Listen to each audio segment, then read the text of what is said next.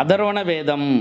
வேதங்கள்லேயே மிக சிறந்த வேதம் அதர்வண வேதம் தான். எல்லாம் அதர்வண வேதம்னா என்ன நினச்சிக்கிறாங்கன்னா, இதில் மந்திரங்கள் செய்வாங்க, ஐயோ மாயாஜாலங்கள் செய்வாங்க, மாந்திரிக பிரயோகங்கள்லாம் அதர்வண வேதத்தில் மட்டும்தான் செய்கிறாங்க அப்படின்னு சொல்லிட்டு எல்லாரும் நினச்சிக்கிறாங்க. மாந்திரிக பிரயோகன்றது அதர்வண வேதத்துடைய ஒரு சின்ன அங்கம்.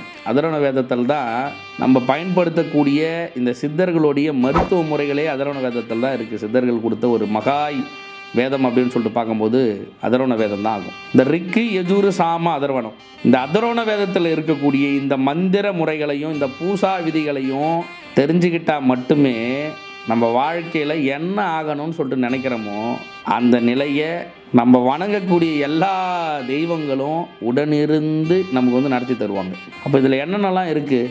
இந்த சக்கரங்கள் சொல்கிறாங்கல்ல, மூலாதாரம், சுவாதிஷ்டானம், மணிப்பூரகம், அநாகதம், விசுத்தி, ஆக்கினா, சிவபாதம், சிவசக்தி பாதம், சகஸ்கார சக்கரம், இது மாதிரி நமக்குள்ளவே இருக்கக்கூடிய இந்த சக்கரங்கள் இருக்குல்ல, இந்த ஒவ்வொரு சக்கரத்திற்கான தெய்வங்களும் அந்த தெய்வத்திற்கான மந்திர முறைகளுமே இந்த அதர்வண வேதத்தில் தான் இருக்கும். வெறும் வேத முறைகளை நம்ம பின்பற்றதை விட இந்த பிரம்ம வேதம் அப்படின்னு சொல்லக்கூடிய இந்த சதுர்வேதம், ரிக்கு யஜூர் சாம அதர்வணம், இந்த 4 வேதங்கள்லையும் இருக்கக்கூடிய மந்திரங்களை எப்படி பின்பற்றனா, எந்தெந்த பூசா விதிக்கு எந்தெந்த வேத மந்திரங்களை உச்சாரணம் நம்ம செஞ்சோம் அப்படின்னா, உரு ஜபிச்சோம் அப்படின்னா, நம்ம வணங்கி அருள் பெறக்கூடிய எல்லா தெய்வங்களையும் தேவாதி தேவர்களையும் தன் வசப்படுத்தக்கூடிய அஷ்டமா சித்து முறைகளையும் அஷ்டகர்ம வித்தை முறைகளையும் நமக்கு சித்தர்கள் கொடுத்துட்டு போயிருக்காங்க. வெறும் மாந்திரீகம் மந்திர தந்திர முறைகள் அப்படின்னு சொல்லிட்டு தவறுதலாக நினைக்காம ஒவ்வொருவரும் ஒவ்வொரு தனிநபரும் நமக்கு இருக்கக்கூடிய சூழ்நிலையை மாற்றிக்கணும் அப்படின்றதுக்காக சித்தர்கள் கொடுத்த உன்னத முறை தான் இந்த மந்திர முறைகள் அப்படின்னு சொல்லக்கூடிய இந்த முறை. இந்த மந்திர முறைகளை நம்ம முறையாக தெரிஞ்சிக்காம, இந்த மந்திர பிரயோகங்களை நம்ம முறையாக தெரிஞ்சிக்காம, இந்த அஷ்டகர்ம பிரயோக முறைகளை நம்ம முறையாக தெரிஞ்சிக்காம, அஷ்டமா சித்து அடையணும் அப்படின்னு சொல்லிட்டு அஷ்டமகா யோக முறைகளை நம்ம பின்பற்றுறது பலன் அளிக்காது. மந்திர முறைகள் தெரிஞ்சுக்கிட்டால் மட்டும்தான் நமக்கு பலன் கொடுக்கும். அப்போ நமக்கு சித்தர்கள் கொடுத்த இந்த மந்திர முறைகளை நம்ம தெரிஞ்சுக்கணும்ல. முதல்ல குரு மந்திரம் நம்ம தெரிஞ்சுக்கணும். அகஸ்தியருடைய குரு மந்திரம் நிறைய நான் வீடியோஸில் கொடுத்துருக்கேன். ஓம் சிம்பம் ஹம் ஹும்மம் மகத்தான் அகத்தீசாய நமக அப்படின்னு முறையும் நிறைய அகஸ்தியர் முறைகளை கொடுத்துருக்காங்க. அகத்திலிருந்து அழகா யார்ப்பவித்து எழுந்து நின்ற எண்ணில்லா ஈசனுக்கும் பட்டம் சூட்டி எண்ணத்தில் கலந்து எனது எண்ணத்தை சுத்தமாக்கி அத்தனை சுத்தமும் அற்புதமாய் தேர்ந்தெடுத்த என் சுவாமியே அகத்தீஷாவா அப்படின்னு சொல்லிட்டு கூப்பிட்றேன்னா, அந்த நேரத்தில் அந்த இடத்துல எந்த சூழ்நிலையும் நம்ம நினச்ச அவரை கூப்பிட்றோமோ அந்த சூழ்நிலை நமக்கு நின்று பதில் சொல்லக்கூடிய ஒரு உன்னத சித்தர் பார்த்தோம் அப்படின்னா அகஸ்தியர் தான்.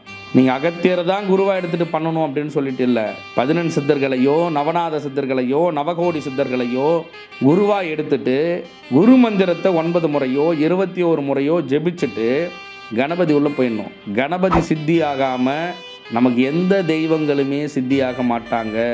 கணபதியோடைய பூசா விதி முறைகளை முறையாக நம்ம கற்றுக்கணும் அப்படின்னா 1,00,000 உருவிலேருந்து 4,00,000 முறை அந்த அவருடைய மந்திரத்தை சித்தி பண்ணால் மட்டும்தான் கணபதி நமக்கு சித்தியாகிறாரு. சும்மா நான் ஒரு கணபதி மந்திரம் வாங்கிட்டு காலையில் 108 மாலையில் 108 அப்படின்னு சொல்லிட்டு நானும் உரு ஜபிச்சுட்டே வரேன், எனக்கு அவர் ஒன்றுமே காட்சி கொடுக்கல, கனவுலேயும் வரல நினைவுலேயும் வரல. 48 நாட்கள் சொன்னார் குரு, நானும் 48 நாள் சொல்லிட்டேன், எனக்கு வரல அப்படின்னீங்கன்னா முட்டாள்தனமான அறிவோட சித்தர் மார்க்கத்தை பின்பற்றுறீங்க அப்படின்னு சொல்லிட்டு அர்த்தம். ஏகாட்சார ரூபன் கணபதி 1,00,000 முறை சித்தி பண்ணணும். அவரை 1,00,000 உரு ஜபிச்சா மட்டும்தான் கணபதி சித்தியாவார். கணபதிக்கான எத்தனையோ மந்திர முறைகளை சித்தர்கள் கொடுத்துருக்காங்க. எல்லா தெய்வங்களுக்கும் எத்தனையோ மந்திர முறைகளை சித்தர்கள் கொடுத்துருக்காங்க.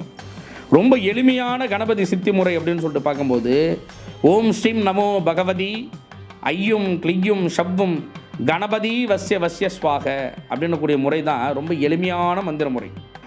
நம்ம இந்த குரு அகஸ்தியருக்கு எப்படிலாம் பூசா விதி செஞ்சால் அகஸ்தியரே அஷ்டகர்ம வித்தைகளை நமக்கு சொல்லி தருவார். வசியம், மோகனம், ஸ்தம்பனம், பேதனம், உச்சாடானம், மாரணம், ஆகர்ஷணம், வித்வேஷனம் அப்படின்னு சொல்லக்கூடிய 8 வகையான அஷ்டகர்ம சித்திகளை நமக்கு அகஸ்தியரே சொல்லி தருவார். ஒவ்வொரு தேவாதி தேவர்களுமே நமக்கு சொல்லி தருவாங்க. எல்லா தேவர்களுடைய மந்திர பிரயோகங்களையும் மந்திர முறைகளையும் இந்த மந்திர மார்க்க பகுதியில் நம்ம தொடர்ச்சியாக பார்க்க போகிறோம். அவங்களுக்கான பூசா விதி, அகஸ்தியர்னால் அவர் எப்படி நம்ம வணங்கணும், அகஸ்தியருக்கான நெய்வேத்திய முறைகள் நம்ம என்ன வந்து போடணும், அகஸ்தியருக்கான எந்திர முறைகள் வந்து என்ன, எந்த கிழமையில் துதிச்சா உடனே நமக்கு வந்து காட்சி கொடுப்பாரு. இந்த மாதிரி இருக்கக்கூடிய எல்லா முறைகளையும் நம்ம வந்து இனி வரும் பதிவுகளில் வந்து பார்ப்போம்.